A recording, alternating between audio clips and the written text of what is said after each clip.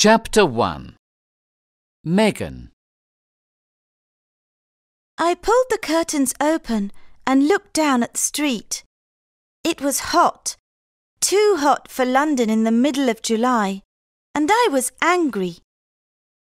I closed the curtains and returned to my mother's room. She lay in bed and I could hear her breathing. She looked so thin, and I sat next to her and held her hand. "I'm not going," I said. "You can't send me away." I looked at my mother, and her face was white like the sheets and pillowcases. "It's only for a month, until I feel a little better, my darling," she said. "Then you can come home." Dr. Barnes stood on the other side of the bed. Has Megan got any friends? He asked Mrs. Brown, our home help. Mrs. Brown shook her head. "Megan doesn't have any friends." I heard her whisper. "She's a strange child." Friends? Of course I didn't have any friends. We moved to this part of London 6 months ago, and my new school was horrible. Mother didn't know. I didn't tell her about the bullies and the nasty text messages. Dr. Barnes put his glasses on. I could see that he didn't know what to do. We needed a miracle. Your mother is very unwell, Megan. He said. She needs to rest, and you can't stay here for the summer holidays. I don't want to leave you, Mum. You want to send me to the Highlands of Scotland to stay with Uncle Fraser, but I hate the countryside. I stood up and looked at the doctor. "I'm not going, and you can't make me go." But Dr. Barnes could make me go, and he did.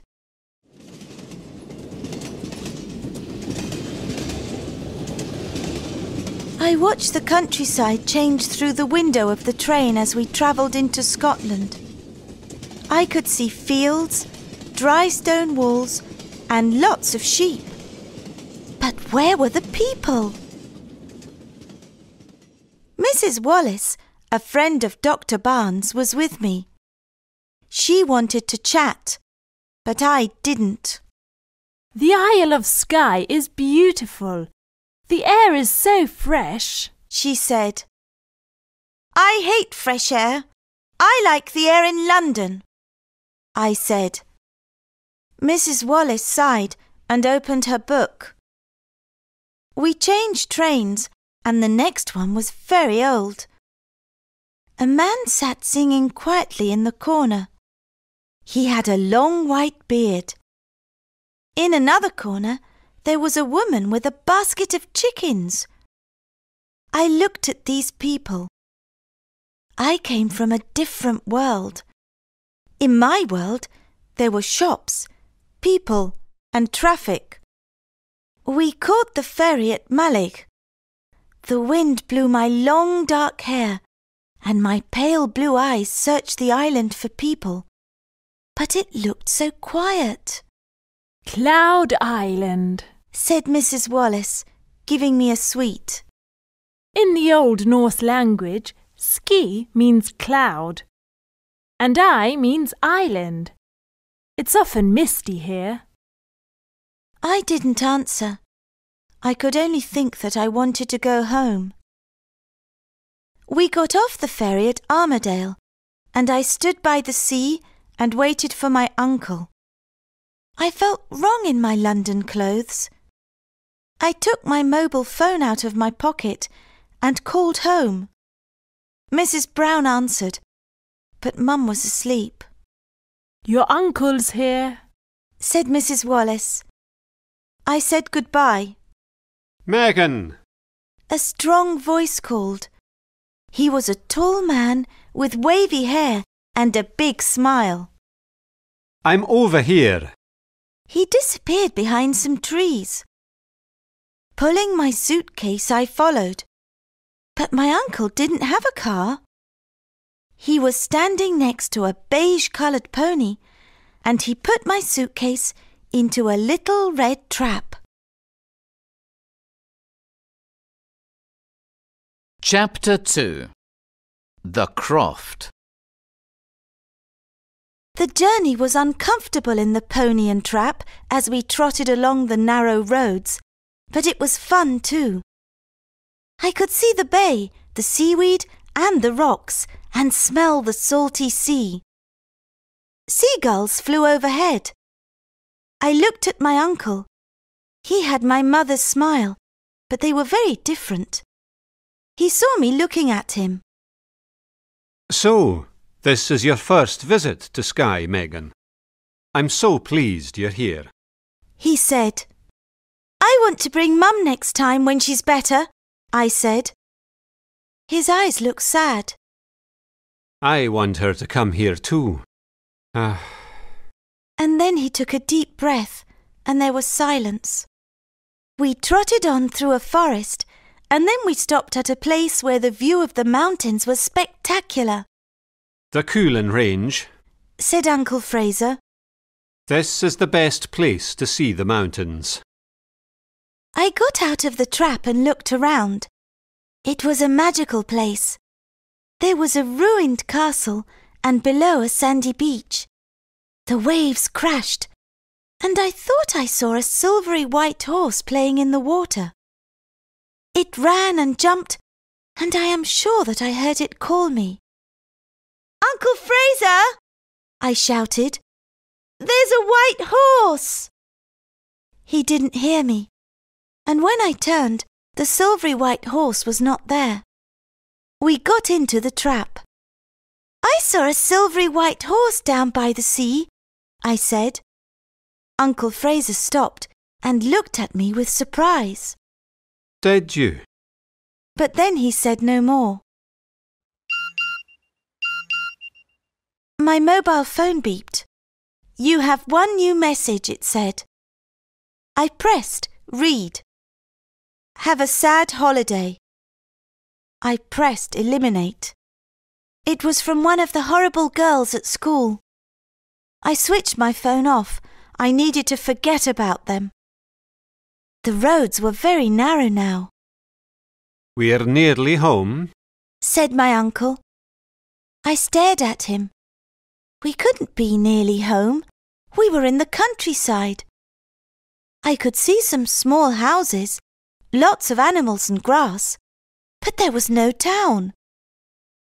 Uncle Fraser turned right into a small track. Home, Darwin, Uncle Fraser said to the pony. Darwin walked slowly because there were chickens running in front of him. At the end of the track, there was a little white house with a front garden full of flowers. In one field, I could see 4 cows waiting patiently by the gate, and in another, there were some goats and a donkey.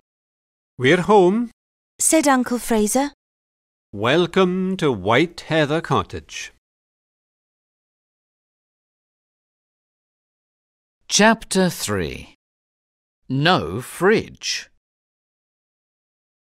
I was shocked. Uncle Fraser lived in a thatched white croft near the sea and surrounded by grass. White Heather Cottage had a tiny wooden front door, and Uncle Fraser had to bend his head to go in and out. There were 3 rooms downstairs. Inside the croft it was cosy and warm. The kitchen was at the far end, and there was a table near the window. A small fire burned with cooking pans hanging above it.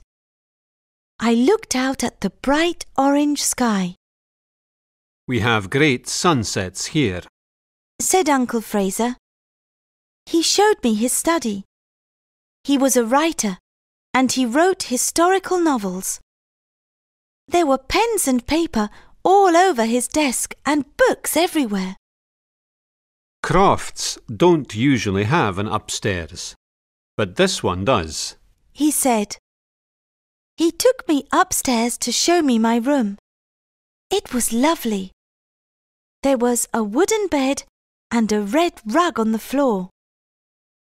Next to the bed there was a chest, which looked like a pirate's treasure chest. There was a small desk near the window and a vase of fresh white heather. There were pictures of animals and wildflowers hanging on the walls. Uncle Fraser's bedroom was at the end of the corridor, and there was a small bathroom with a bathtub and a pile of soft white towels. "It's very pretty," I said to Uncle Fraser. "But do you get lonely here?" Oh, no. I have friends who live in the village, and I have my animals. We went downstairs and had dinner. There was homemade bread, creamy butter and goat cheese. For pudding, we had wild raspberries and cream. It was a delicious meal. It was getting dark, and I looked for the light switch. Uncle Fraser saw me and smiled. Sorry, Megan. There is no electricity at the Croft. "No electricity? So you don't have a dishwasher?" I said, looking at the plates. No, I'm the dishwasher. Said my uncle, laughing. "And you probably don't have a computer," I said. No, and I don't have a television. On Sky we create our own entertainment. I play the piano after dinner when friends come round, or I read by the light of candles and oil lamps. There are lots of board games in the corner, so we can play chess, draughts, Monopoly or Scrabble. Piano?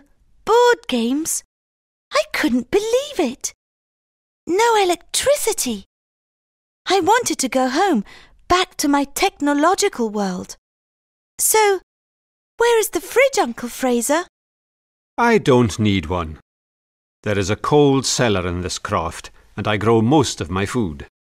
I milk the cows and goats early in the morning, so there is fresh milk every day, and I make my own cheese. I buy meat from the butchers when I want it. It's a perfect life, Megan. Perfect, I said to myself as I climbed the stairs to bed. I went into my bedroom and put the candle on my desk. I looked out of my window. The moon was bright, and there were so many stars. And standing in the heather stood a silvery white horse. Chapter 4. Dolly. I woke up, but there was something wrong. Then I knew what it was. It was the silence. There was no sound of cars or traffic. Nothing.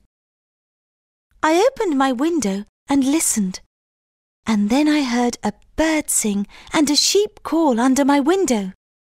I dressed quickly and went downstairs. A big cat sat in front of the fire. It looked like a tiger with its red, white and grey stripes. My uncle was in the kitchen. Good morning, Megan. Did you sleep well? Yes, I did. I slept very well, I said. And I saw the silvery white horse again, Uncle Fraser, before I went to sleep. My uncle looked surprised, but he said nothing and put 2 bowls on the table.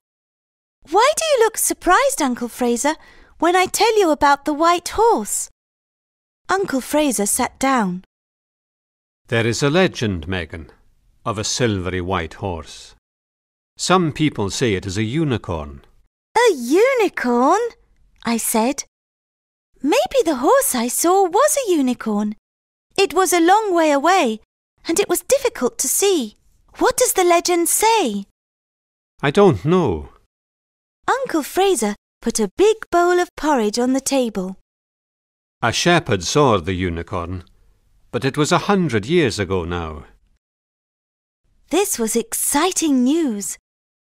Who can tell us about the unicorn? My uncle poured me a glass of fresh milk.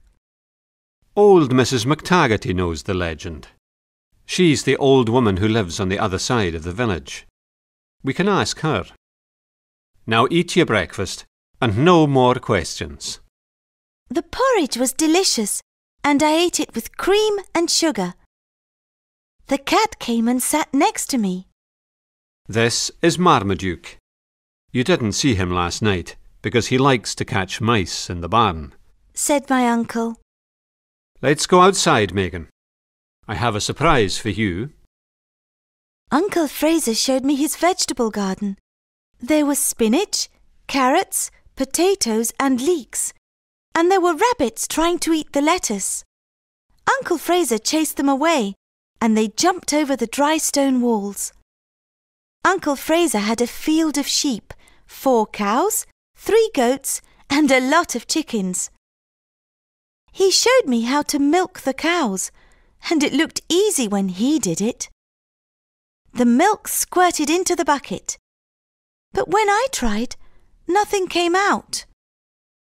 "Oh, Uncle Fraser, I can't do it," I said.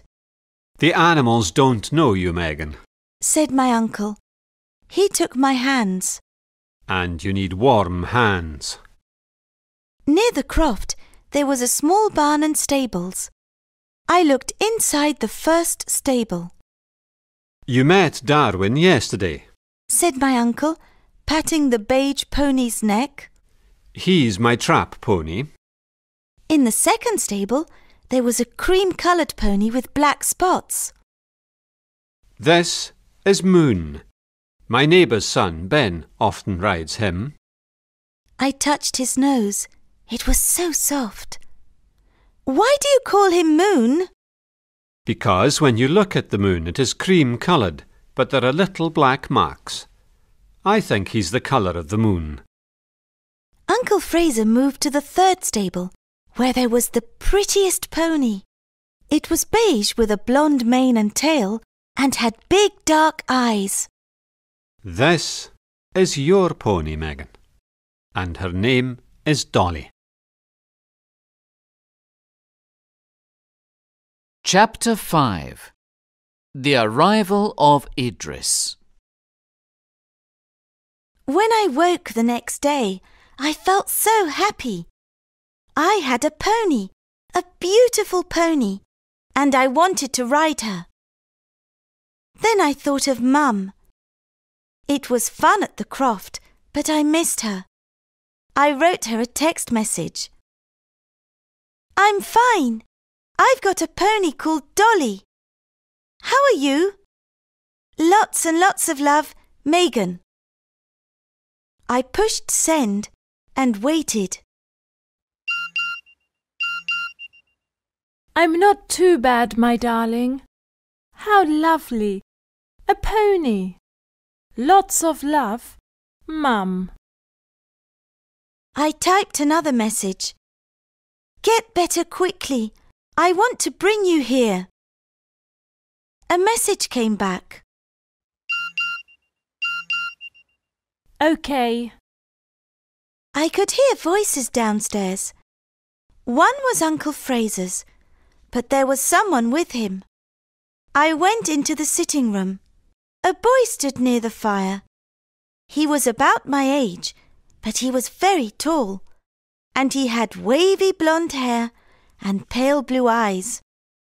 He was wearing jeans and a checked shirt, and he had a box in his hands.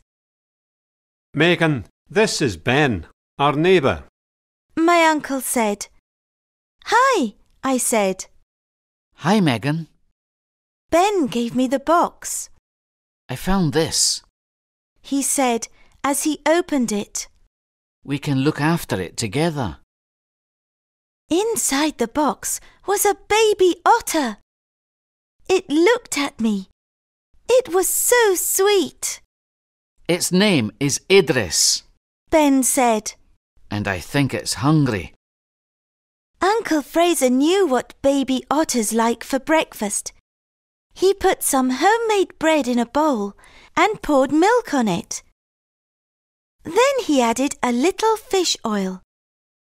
Idris loved it. He ate it all and then licked the plate. "I think he wants some more," I said. Babies have lots of small meals. My uncle said. He needs a bed. You can find a box and some straw in the barn.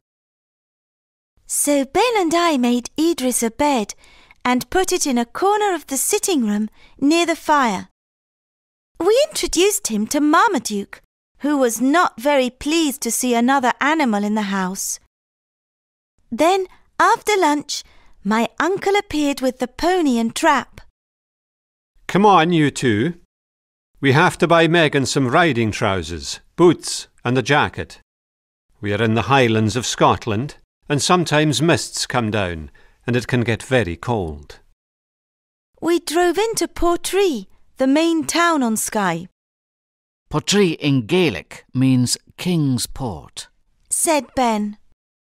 We went to the harbour and watched the boats. In Wentworth Street, my uncle bought the clothes I needed. Then we went to the post office, and I sent Mum a postcard with a Highland cow on it. Ben had dinner with us in the Croft, and after dinner, Uncle Fraser played the piano. We sang hymns and old songs. Then we all sang the Skye Boat Song.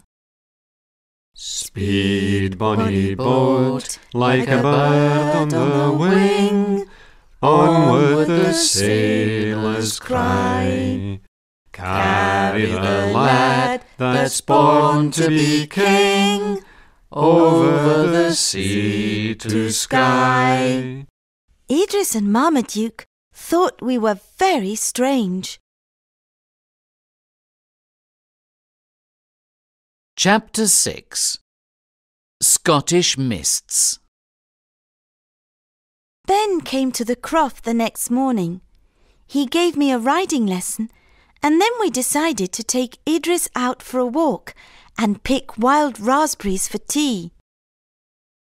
Don't forget your jacket, said Uncle Fraser. The weather looks uncertain. And don't go far. Okay, we both said. Idris was happy to go out with us. He ran and jumped among the wild flowers, and when we reached the small loch, he swam. Otters are playful animals, and Idris made a mud chute. He was very happy because now he could slide into the water. Ben and I sat in the warm sunshine and watched him. Why did Uncle Fraser tell me to bring a jacket? I said to Ben. The weather's hot. Ben smiled. The weather's warm now, but it can change very quickly. We decided to pick some raspberries. There were some growing near a small wood, and we picked lots. Then we saw blackcurrants, so we went into the wood and Idris followed us. The blackcurrants were big and delicious. Did I tell you I saw a unicorn? I said to Ben as we walked along a little path. Ben laughed. Unicorns don't exist. That's what I thought, but Uncle Fraser said that a shepherd saw one here 100 years ago. There's a legend, he says, but we need to speak to old Mrs. McTaggarty. Ben turned and looked at me. You want to speak to Dolores McTaggarty? Do you know who she is? No, I said, eating some more blackcurrants. We went down another path. Some folks say she is a witch. She lives in the Black House. It's the croft on the headland down by the beach. She doesn't come to the village very often. Mr. Mackey, who owns the grocers in the village, takes her food. Why do the villagers think she's a witch? I asked. Because the wild animals come to her. Eagles fly down and sit on her hand. The red deer come to her door for food, and so do the seals.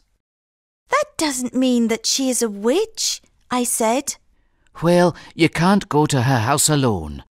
I'll come with you, Ben said, and then stopped and looked up at the sky.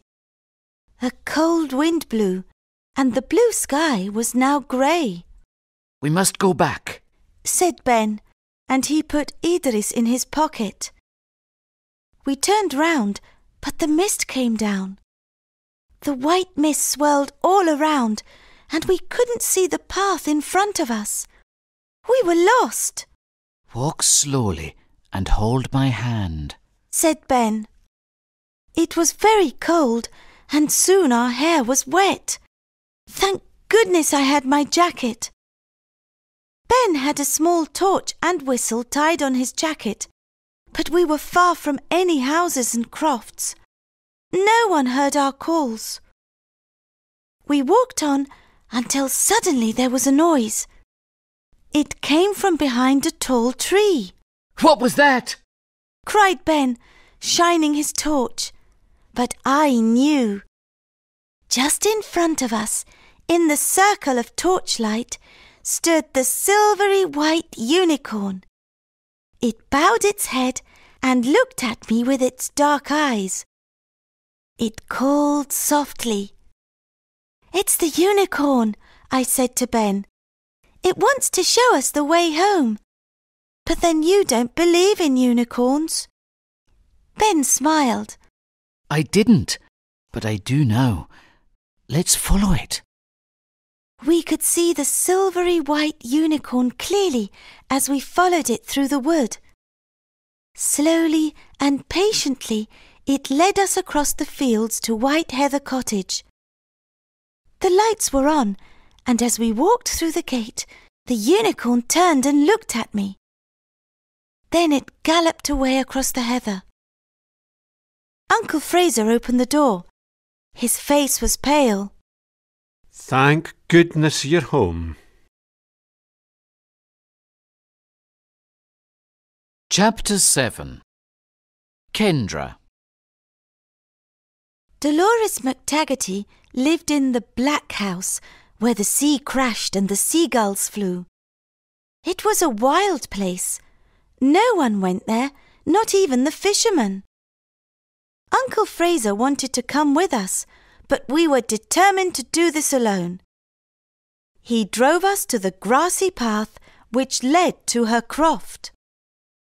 Take her some raspberry jam. Said Uncle Fraser. Tell her it's from me. Ben and I followed the path to her gate. But when we knocked on the front door, no one answered. Let's go round to the back, I said. Ben wasn't so sure. She may cast a spell, he said, but he came with me. The back of the house was beautiful. There was some grass, then black rocks, and then the white sandy beach. An old lady stood by the rocks, a shawl about her head. She was surrounded by animals. Red rowan deer ate bread from her hands. Birds flew near her, and seal pups sat on the rocks calling to her with their husky voices. Near the grass, I saw puffins chattering to each other and red squirrels eating nuts. The old woman spoke to us. Stand quite still. Now move forward slowly. We did as she asked. That's right. Now come here, laddie. Ben moved to her right-hand side. She caught a young eagle in her hand and she put it on his arm. The bird looked at him. Talk to him, laddie. Tell him how beautiful he is, said Dolores McTaggarty. Now you, lassie, she said to me. I moved to her left side. You can give the deer some bread. The deer were not afraid because the old woman was there. They took the bread from my hand. That's all for today, Dolores McTaggarty said to the animals. The eagle flew into the air. The deer went off across the field, and the seals returned to the sea. Mrs. McTaggarty looked at us. Let's go in and have a nice cup of hot chocolate. The Black House was dark and oppressive from the outside, but inside it was light and cosy. "Mrs. McTaggarty, here is some raspberry jam for you," I said, giving her the jar. "It's from my Uncle Fraser." Dolores McTaggarty thanked me for the jam, but as she took it, she looked into my eyes. Oh, She said, the tea leaves. The tea leaves said a girl will come. She took my hand and we sat down. It's her eyes. She said to Ben, This girl's got magic in her eyes. Has she? said Ben. We came to speak to you about the unicorn. Dolores McTaggarty stared at us. So, it's true. She whispered, Kendra, the last unicorn is back. The seals told me he was here. "Mrs. McTaggarty," I said, "the unicorn helped us the other day when the mist came down. It led us back to the house. Uncle Fraser said that you know the legend." Oh, yes, I know the legend. It's your magic eyes that woke Kendra from his sleep, and now he wants to help. The legend says that Kendra will come back when he is really needed. You need him, lassie, don't you? I nodded. "Yes," I said softly. Touch the unicorn and you can have whatever wish your heart desires. Dolores McTaggarty took us to the door, and she brushed my face with her hand. Go, lassie, and find Kendra. Chapter 8. The Full Moon. There's a full moon tonight, and the weather's warm. Let's have a barbecue on the beach, said Uncle Fraser. "That's a great idea," I said. We can collect wood and build a fire. I've got potatoes and hamburgers. I went to the butcher's in Portree this morning. Uncle Fraser said as he went down into the cellar. I sent Mum a text message. "How are you? I love you, Megan." I waited, but she didn't reply, so I phoned. Mrs. Brown answered the phone. Her voice was sad. The doctor's here, Megan. Your mum's not well at all. I'll ring you later. I bit my lip, but the tears still fell, and I went outside to talk to Dolly. I put my face in her mane until I felt better. "Kendra, where are you?" I said to the wind. Before the sun set, Ben, Uncle Fraser and I carried our baskets of food to the beach. We collected firewood and soon we had a big fire. The flames jumped and we had a wonderful barbecue. The moon came out full and bright and we sang round the fire. Uncle Fraser wore his kilt. He brought his bagpipes and his accordion and played us some bagpipe music first. He was really good. Then Uncle Fraser played his accordion and Ben showed me some Scottish dancing. It was wonderful and I laughed and clapped my hands. Then we sang all the songs we knew. It was when we started singing the Sky Boat song that I saw something silvery white galloping towards us. "Kendra! It's Kendra!" I shouted, and I started to run towards the unicorn, my unicorn, the last unicorn. "Wait for me!" shouted Ben, but I couldn't hear him. The unicorn was close now. I could see the horn in the middle of its forehead and its silvery mane. And then it stopped and stood quite still. Its dark brown eyes looked into mine, and it made a soft sound. Slowly, I went up to the unicorn. I touched its velvet nose, brushed its neck, and its silken mane. Make a wish. Came 1,000 whispers. Make a wish.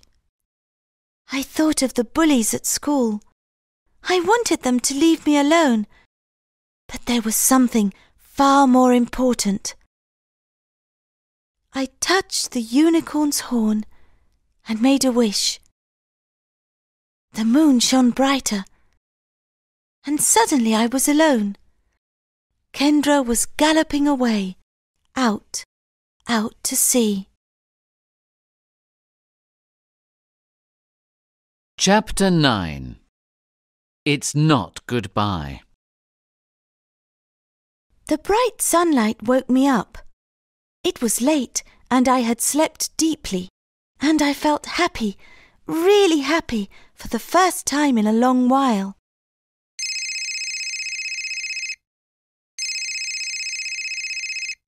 My mobile phone rang, and I jumped out of bed. Where was it? I didn't use it very much at the Croft. I had so many other things to do, and phones and televisions were no longer important. I looked under my clothes and found it in the pocket of my jeans. Hello? Megan, it's Mrs. Brown.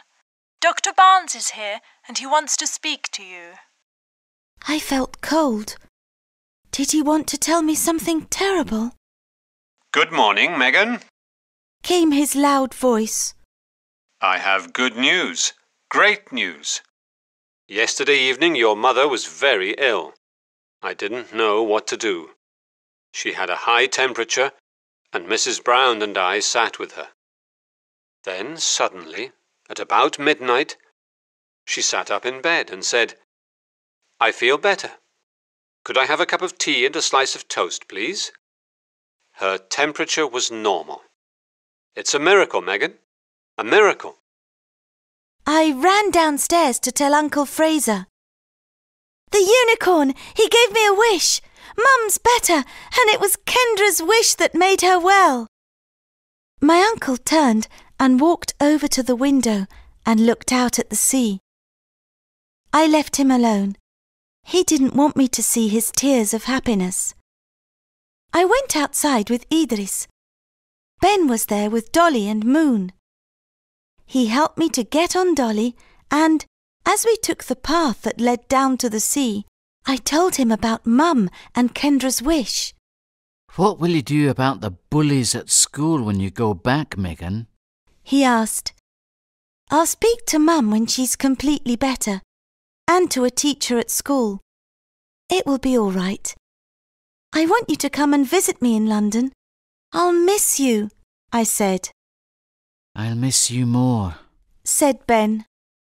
A month on Skye passed so quickly.